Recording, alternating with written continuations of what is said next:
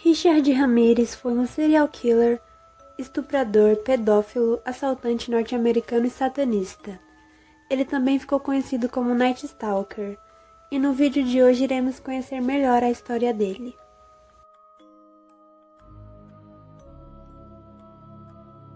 Em 29 de fevereiro de 1960, nascia Ricardo Levia Muñoz Ramírez. Ele nasceu na cidade de El Paso, no Texas, Estados Unidos. Filho caçula do casal Julian Ramírez e Mercedes Muñoz, imigrantes mexicanos que foram para o país em busca de melhores condições de vida. Contando com Richard, o casal tinha 5 filhos no total.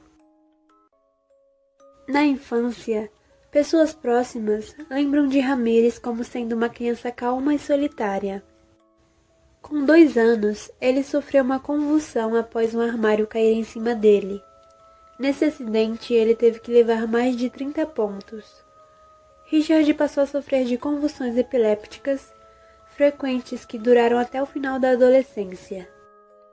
Seu pai, Julian, era um ex-policial da cidade de Juarez e era bastante explosivo. Em muitos momentos, ele chegou a agredir o filho caçula. Para fugir da violência doméstica, Richard passou várias noites dormindo em um cemitério. Ainda muito novo, ficou muito próximo de seu primo Mike. Ele forneceu maconha para Richard quando ele tinha apenas 10 anos. Mike cumpriu serviço militar no Vietnã e mostrava fotos de mulheres vietnamitas a Richard. Ele se gabava de as ter torturado e matado. Os dois gostavam de fumar maconha e viajar de carro. De acordo com Richard, foi nesse tempo que Mike lhe ensinou a disparar uma arma de fogo e cortar pessoas de forma a obter um efeito máximo. Em 1973, Richard testemunhou Mike assassinar a esposa, Jessie, com um revólver calibre .38, depois de uma briga do casal. Após esse acontecimento, ele se mudou com sua irmã mais velha, Ruth, e o marido dela, que fornecia LSD ao jovem cunhado. Nessa época, Richard começou a faltar na escola. Ele conseguiu um emprego em um hotel onde complementava sua renda cometendo pequenos furtos, mas logo foi demitido por tentar estuprar uma hóspede. A acusação não foi levada adiante pelo fato da vítima não ter retornado à cidade de El Paso para testemunhar contra Richard Ramírez. Ele estudou na escola secundária Thomas Jefferson, mas acabou desistindo dos estudos antes de concluir o ensino fundamental. Nesse período, ele foi preso acusado de posse de substância ilícita. Ramírez começou a viver que nem um vagabundo, fumando maconha e se alimentando de comida pronta. E como consequência da má higiene, os seus dentes começaram a apodrecer.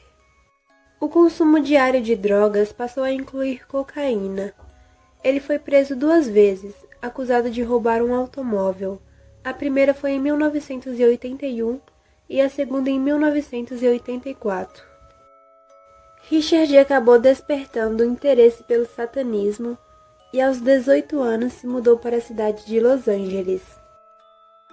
Durante seus primeiros dias na Califórnia, Richard sobreviveu revendendo porções de maconha, que havia comprado por um valor menor quando ainda estava no Texas.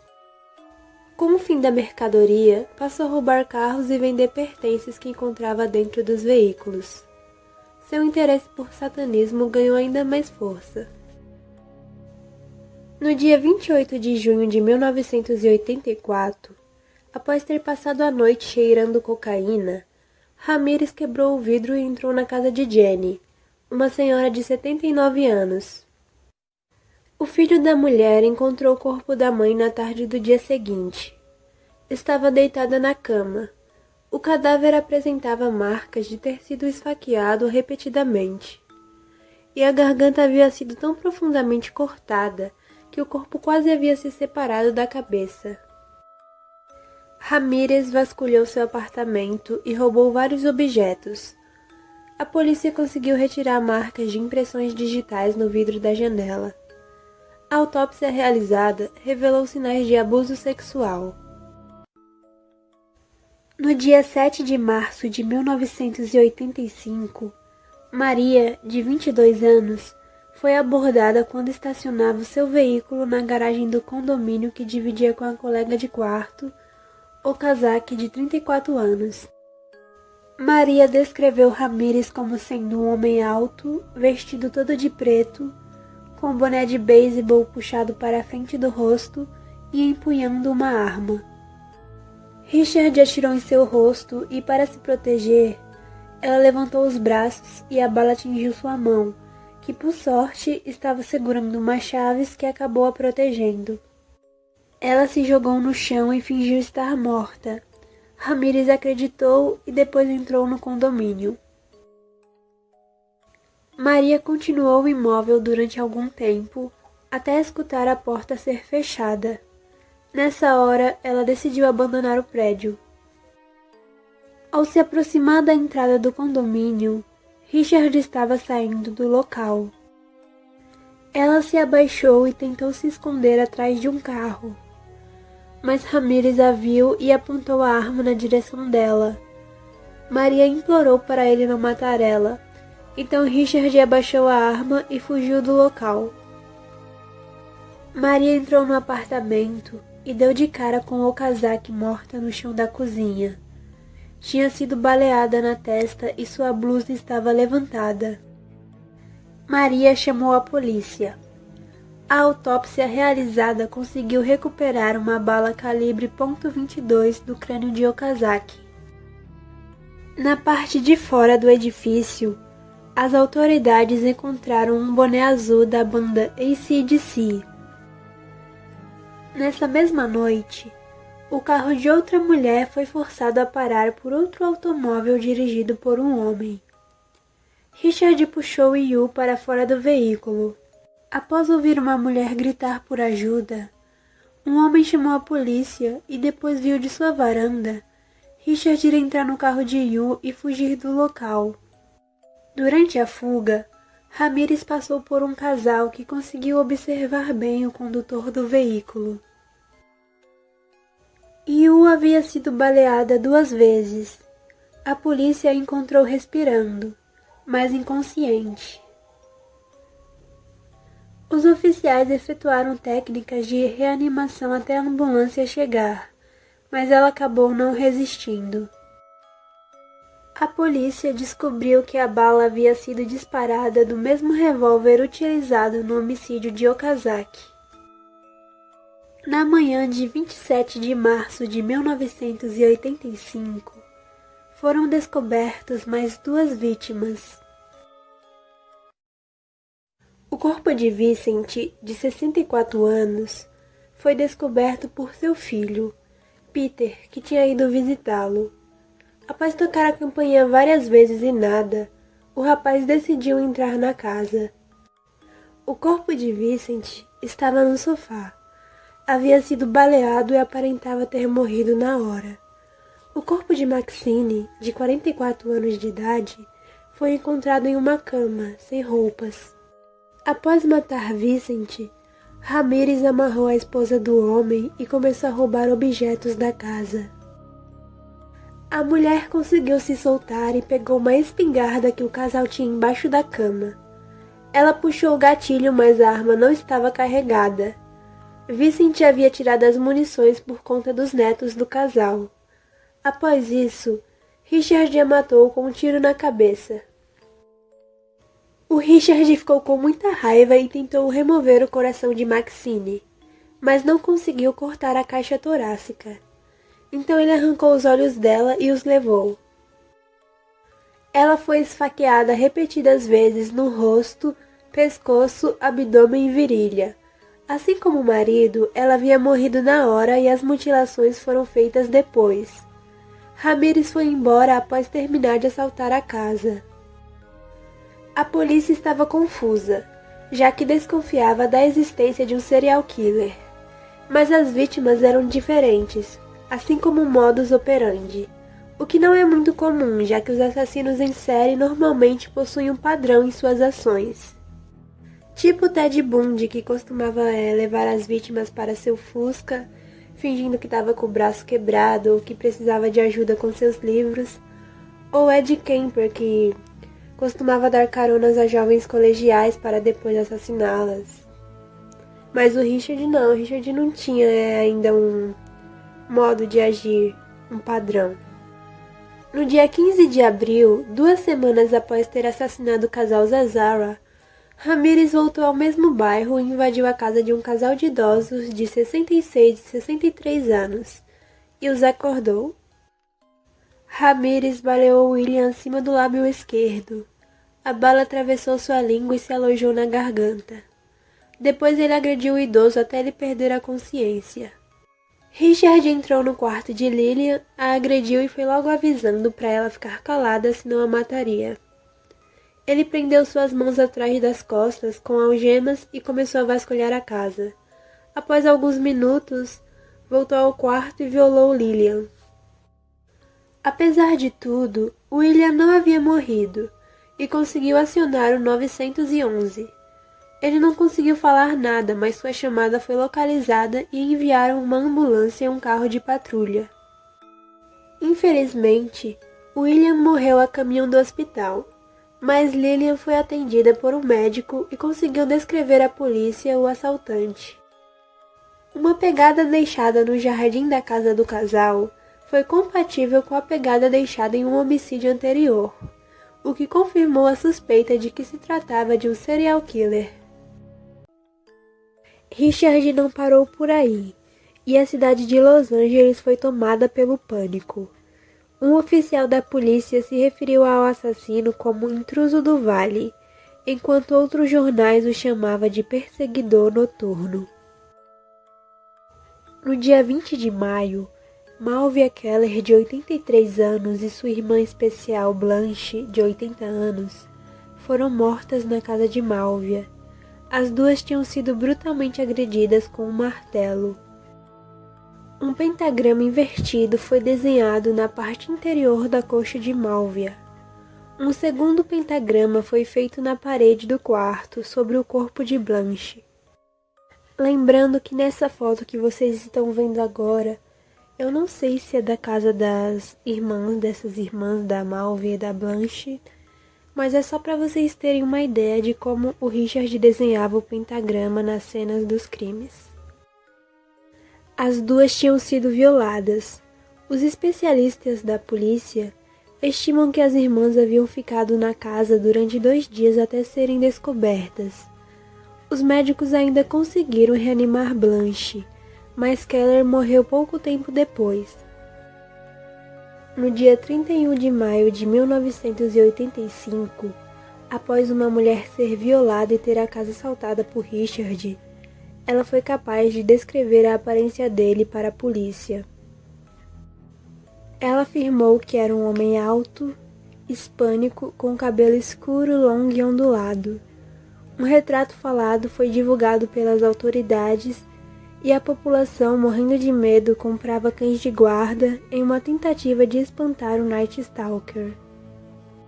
Todas as residências seguiram as orientações das autoridades, que eram trancar as portas e janelas, além de aumentar a iluminação interna nos imóveis durante o período noturno. O número de armas de fogo comprados em Los Angeles em agosto de 1985 foi superior aos números registrados em qualquer outro período da história da cidade.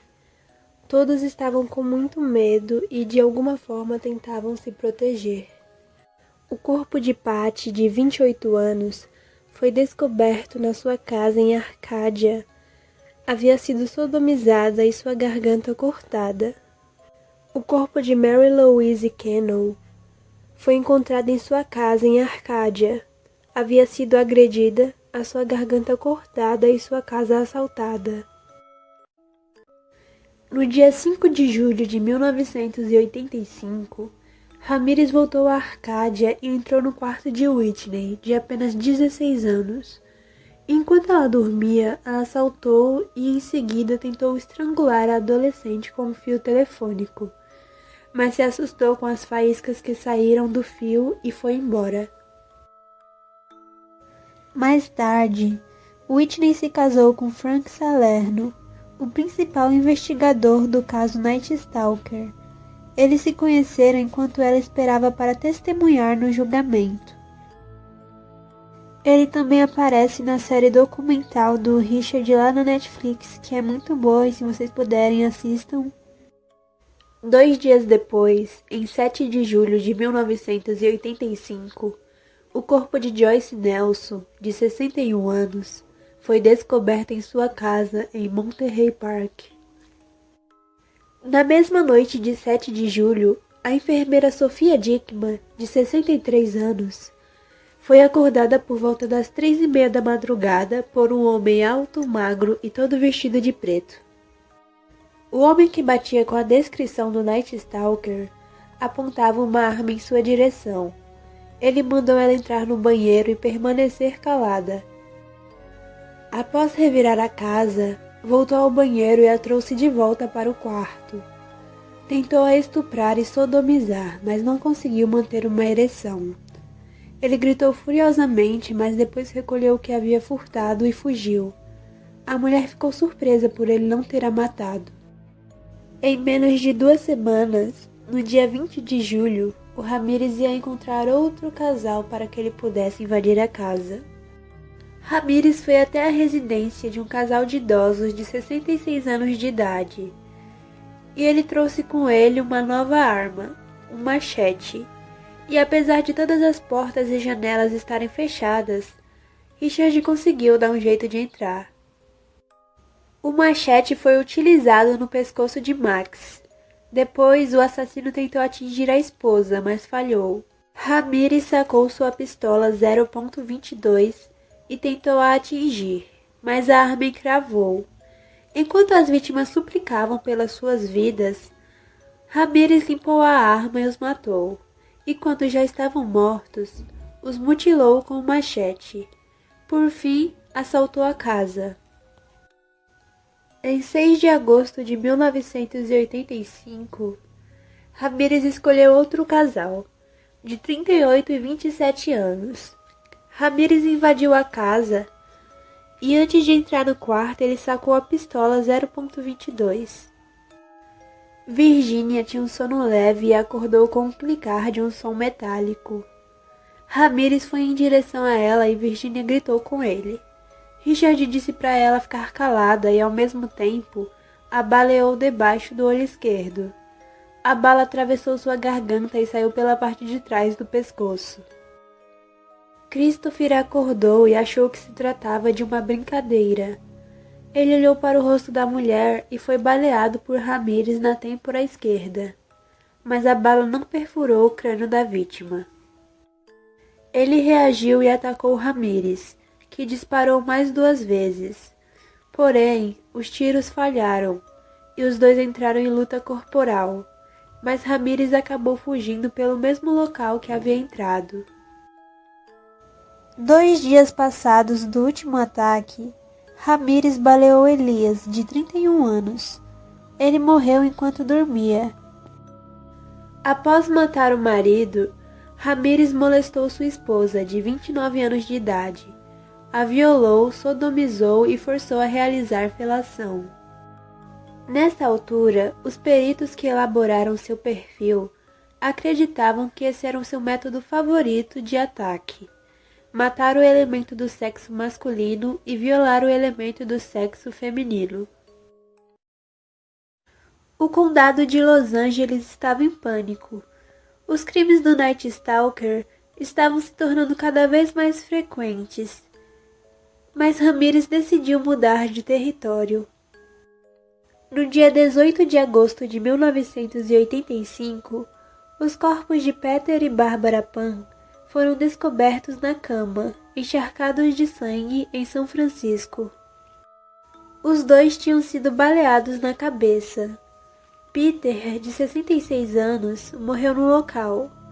Bárbara, de 64, sobreviveu, mas permaneceria inválida para o resto da vida.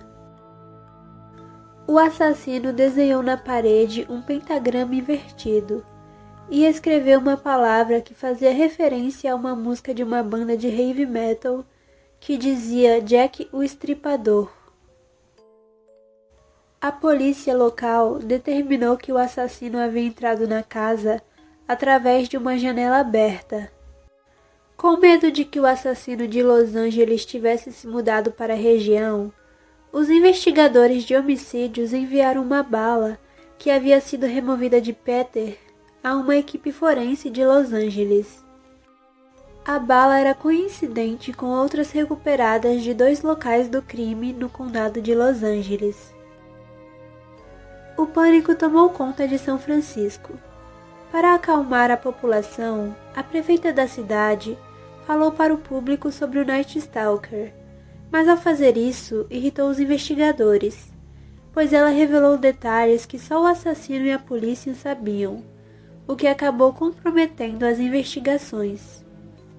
A mulher revelou que a polícia sabia que tipo de arma o assassino usava, e entregou que a polícia tinha conhecimento do tênis usado por Richard, que era de uma empresa nova, a Avia, que deixou diversas pegadas em várias cenas dos crimes. Na manhã seguinte, após ler o jornal, Ramirez jogou a arma e os sapatos da ponte Golden State. Um gerente de um hotel em São Francisco informou que um jovem com a descrição compatível à do Night Stalker havia permanecido em seu hotel ao longo do último ano e meio. O gerente lembrou que o homem tinha dentes estragados e fedia. A polícia investigou o último quarto onde ele havia ficado e na porta do banheiro estava desenhado um pentagrama. O suspeito havia saído do hotel no dia 17 de agosto. Peter e Bárbara foram atacados na noite desse mesmo dia. Os investigadores localizaram um homem que afirmava ter comprado um anel de diamantes de um jovem que correspondia à descrição do Night Stalker. Esse anel era do Peter. Em 24 de agosto de 1985, Richard havia escolhido outro casal para serem as próximas vítimas. Bill e Mace tinham acabado de ir para a cama, quando foram acordados pelo ruído de tiros no quarto. Foi tudo muito rápido, e quando a mulher olhou para o noivo, ele já estava gravemente ferido. O intruso a arrastou para o outro quarto e amarrou seus joelhos e pulsos com uma gravata. O homem perguntou se ela o conhecia, admitindo ser o assassino que estava tendo toda aquela cobertura na imprensa e televisão. Ele revirou a casa procurando algo de valor, mas não encontrou nada. Morrendo de raiva, ele voltou para o quarto e violou a mulher 2 vezes. Morrendo de medo do que ele faria nos minutos seguintes, ela disse para ele procurar em uma gaveta que o noivo costumava guardar dinheiro. Richard mandou ela jurar por Satanás, e ela fez o que ele ordenou e jurou por Satanás que estava dizendo a verdade. Ramirez achou o dinheiro e, enquanto contava, começou a debochar dela, dizendo que aquilo era o quanto ela valia. Ele fez ela jurar amor por Satanás e, com medo, ela o fez. Depois disso, puxou seus cabelos e a fez se ajoelhar para realizar a felação. Quando terminou, se afastou e ficou encarando ela. Ainda presa pelas gravatas, ela pensou que Ramirez iria a matar, como fez com seu noivo. Porém, ele começou a rir e depois fugiu. Ela rapidamente conseguiu se soltar e acionou o 911. Na noite de 24 de agosto, um jovem que trabalhava na garagem do pai reparou num carro laranja que andava pela vizinhança. Ele achou o veículo suspeito e anotou a placa do automóvel. Na manhã seguinte, informou a polícia sobre esse carro. Através do número da placa, a polícia conseguiu determinar que o veículo havia sido roubado em Los Angeles. O carro foi localizado 2 dias depois, e uma equipe forense que examinou o interior do veículo descobriu uma impressão digital que pertencia a Ricardo Levia Munoz Ramirez. Outras análises revelaram que a impressão digital combinava com outra descoberta na janela da família Pan, nos arredores de São Francisco. No dia 29 de agosto, Ramirez chegou à estação de ônibus de Los Angeles após ter feito uma viagem ao Arizona para visitar seu irmão. Ele ainda não sabia que seu rosto estava estampado em todos os noticiários da Califórnia. Mesmo que a área da estação estivesse lotada de policiais, Ramirez conseguiu sair ileso e, sem nenhuma preocupação, entrou em uma loja qualquer. Os donos olharam para seu rosto e o reconheceram das fotos do jornal. Um deles gritou que ele era o assassino. Nessa hora a ficha caiu. Ramirez se deu conta quando viu seu rosto estampado em vários jornais. Ele pegou um jornal e fugiu. Ramirez correu por 3 quilômetros e tentou roubar um carro vermelho. Ele entrou no veículo, mas não tinha percebido que o dono do carro estava por baixo consertando algo. O motorista ficou furioso e colocou as mãos na janela aberta e agarrou o pescoço de Richard, que o ameaçou, dizendo que estava armado, mas o dono do carro nem ligou. Ramirez aumentou a velocidade e tentou se soltar do homem, que continuou o segurando com firmeza. O carro bateu contra uma grade e o dono do veículo conseguiu abrir a porta. Puxou Ramirez para a rua e o jogou no chão. Ramirez atravessou a rua e viu Angelina entrando em seu carro. Ele correu até a jovem e colocou a cabeça dentro do veículo, pedindo as chaves e ameaçando que se caso ela não fizesse isso, estaria morta. Ela gritou por ajuda e seu marido veio correndo. No caminho, ele pegou um pedaço da grade de metal que havia se quebrado. Outro homem havia presenciado a briga entre Ramirez e o dono do carro vermelho. Ele chamou a polícia e depois foi ajudar o cara que Ramirez tinha tentado roubar.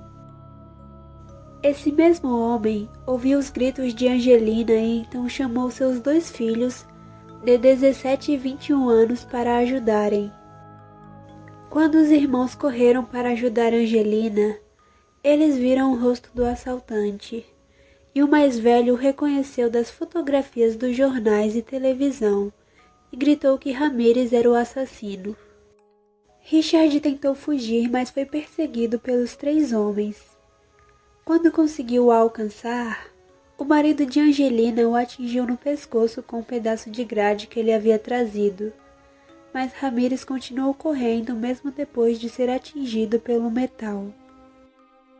Durante a perseguição, Richard levou um soco e caiu, mas conseguiu levantar e continuou fugindo.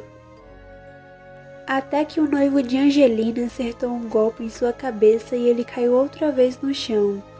Mas dessa vez foi segurado pelos 3 homens até a polícia chegar. Um dia após a divulgação das fotos do Night Stalker, Richard Ramirez estava preso.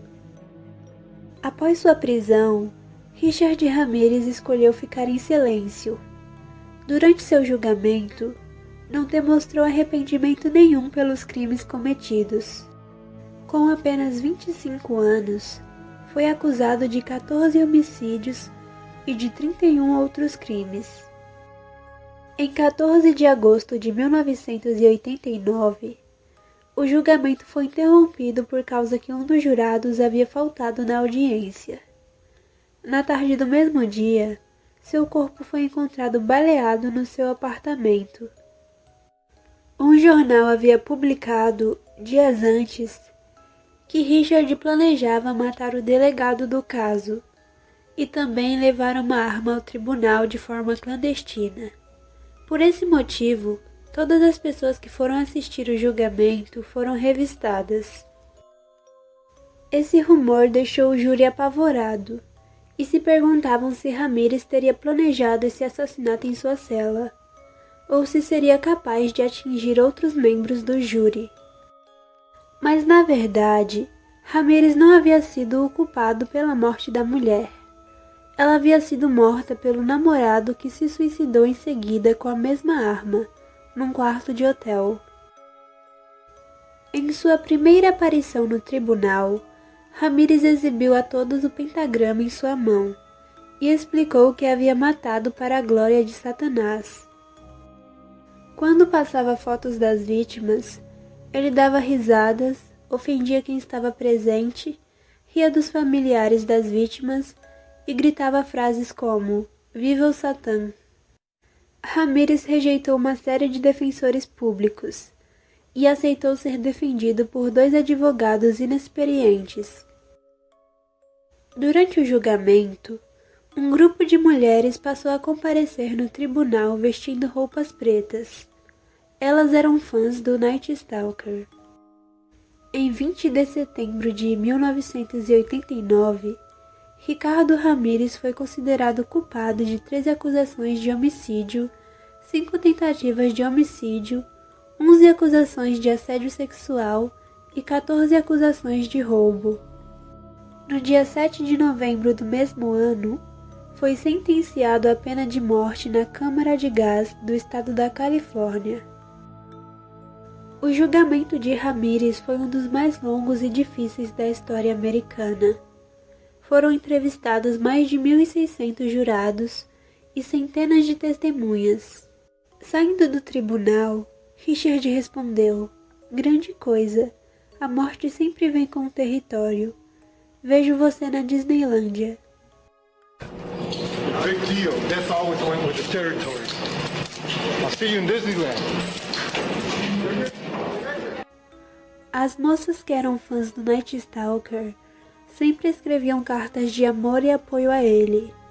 Uma de suas fãs, editora de uma revista, escreveu para Richard cerca de 75 cartas após sua captura, antes de ter autorização para o visitar em 1990. Richard pediu ela em casamento e no dia 3 de outubro de 1996, eles se casaram em uma prisão na Califórnia. Assim que oficializou a união, a mulher passou a defender o marido em vários programas de TV. Ela afirmou que Richard era inocente e tinha um lado frágil e vulnerável que queria atenção.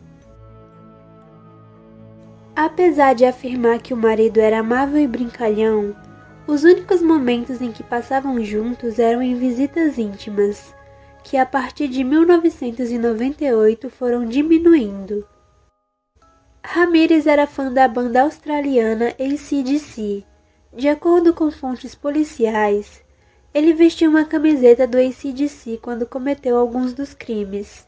Ele também usava um boné.